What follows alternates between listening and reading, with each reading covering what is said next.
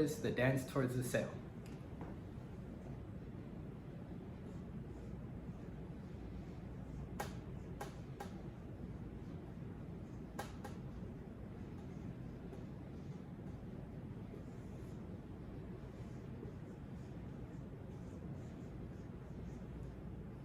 I'll draw a house. Let's say a house is the product.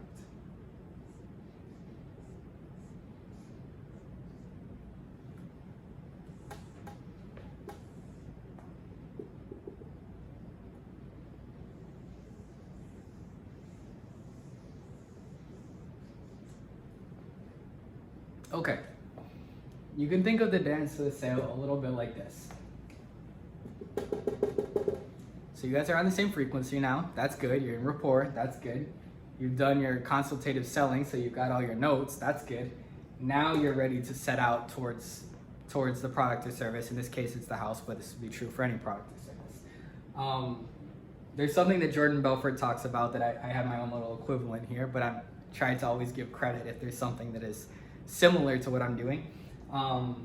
He talks about keeping people in these boundaries, right? Of like not letting them go out to like up high to Pluto or down to Uranus, right? He's like not a good place to be. And so I sort of have my own equivalent like that with these boundaries, right? And so what he's saying and what this is in this diagram is that you sort of want to keep some guardrails on the sale, right? I've heard, I don't know if it was Jordan Belfort that maybe said this analogy, but like, you know, when you're riding a horse, if you are way too tight with the reins, the horse really doesn't like that and sort of won't go anywhere and gets pissed off.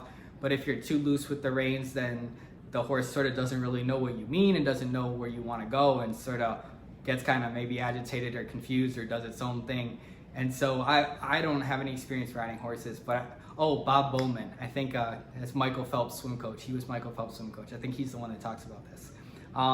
And he talks about, even though I don't have any experience, I think it's a cool analogy. It makes sense to me. There with the horse, you sort of have to have tight enough that you're like in charge, but loose enough that it's not too much, right?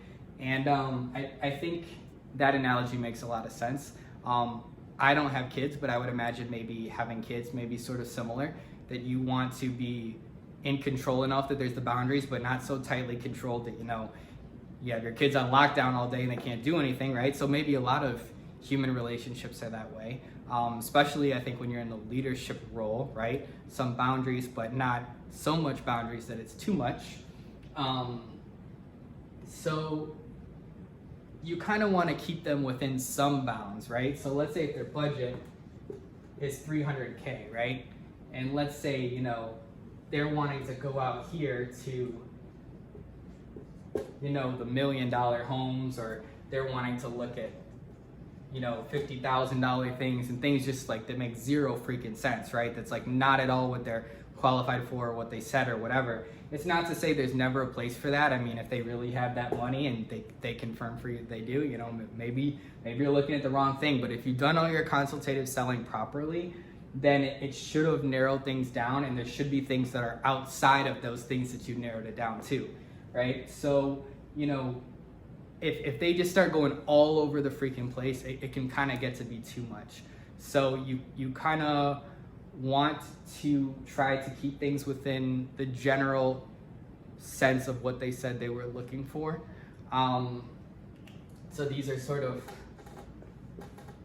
the guardrails, right? Just sort of guiding them, not that you're so tight, but sort of guiding, oh, you know, why don't we look over here? I know I said this is what you mentioned you were looking for. So this takes some tact to do this, right? But just keep in mind that you don't really want to let people go all over the place. You sort of want to keep them more or less on track, kind of back to the topic at hand. So the dance to the sale, what it feels like is, you know, you'll be showing all these different things, whether it's cars or homes or whatever product or service, right? You're like, what about this? What about this? And so you'll suggest something that you think might be a good fit, and then they'll respond to it, and maybe they respond to it positively, maybe negatively, and there's sort of like this whole dance where you're kind of gathering all of this information as you watch them Like you suggest something and then you see how they respond, and then based on how they respond, you suggest another thing. Well, what about this? And you see how they respond, and you sort of know where you're going and you know where you're at now, but this could change a little bit. You have some ideas of where this is, but it's usually not the dance towards the sale. It's usually not a completely straight line. It's usually not like everything goes in this exact way that you plan. Like maybe the person wants to see things that you didn't think they wanted to see, and maybe they like what you show, maybe not. Maybe they end up liking something that you didn't think they would like. So leave some space, right, for things to happen different ways, but keep them in some boundaries so that they're not going too crazy wanting to see every single thing under the sun. And this is sort of what this process feels like. You're suggesting something, and then you see how they respond, you adjust. You're suggesting something, see how they respond, you adjust. You're continuing to ask questions. You're continuing to confirm back to the dissatisfaction, the future benefit, the hot buttons, making sure you're understanding everything, moving everything, tweaking everything, getting one step closer and closer. Oh, okay, what about this? Okay, what about this? Okay, what about this, right? And it's a dance. It requires an extreme awareness of what's going on with that other person. So at any given moment, if I had like a little stopwatch and I could like stop time, at any given moment, ideally, you should know exactly what your prospect is thinking and feeling at any given moment. And you should know how they've been feeling up until that point, up until that moment. You should know, are they liking what you're showing them? Are they not up until this point? What about the thing you just said? Did they respond positively? Did they respond negatively? Right? So you need to know what your prospect is thinking and feeling at all times. And that's why it's a dance, right? You notice what they're thinking and feeling, and you're moving with it and you're shifting with it, right? So imagine if you were literally dancing, right? I love dancing salsa, right? Let's say salsa. But let's say you want to do like your own moves or whatever, but you're not really looking at the girl and paying attention to what's going on with her, and you're not really listening to the music and what's going on with that. You're sort of just doing your own thing. The girl's gonna be confused, and it's gonna be a weird dance, right? Because nobody sort of knows what's going on. So a dance, I call it a dance because it really does require an awareness. So as you're doing this dance towards the sale, you need to be extremely aware of, okay, what's going on with this person? How are they thinking? How are they feeling? Are they responding positively to this? Are they responding negatively to this? And you really need to know that at every moment. The more you know that, the more you can properly shift with them, right? The more you don't know that, they're sort of out here somewhere and you're sort of out here somewhere, and you're sort of trying to go the same way, but you sort of can't because you sort of don't know what they're thinking.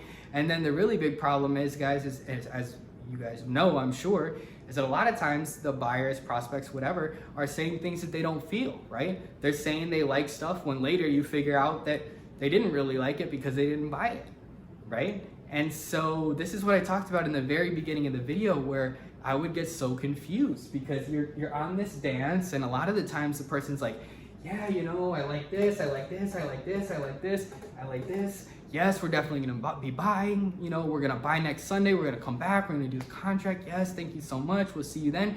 And then you never hear from them again, right? And so it was like, okay, the dance that they were doing and the dance that you were doing were different. Like they were responding different ways than you thought, and the music was different and everything was different, and you were on a different page than you thought, and this did not happen the way it needed to. So for us to properly do this dance to the sale, we have to get really, really, really, really good at understanding exactly what's going on with that person at every second, and being able to shift with them bit by bit by bit by bit by bit by bit by bit by bit to bringing them here. And if we don't know what they're thinking and feeling at every moment, we can't do that. So the obvious question is, well, how the heck do you know what they're thinking and feeling, especially when they're saying stuff that they don't even mean? Like, oh, we definitely like it, when they definitely don't, right? How do you do that? And that is going to be the topic of our next video, body language. So let's get to that right now.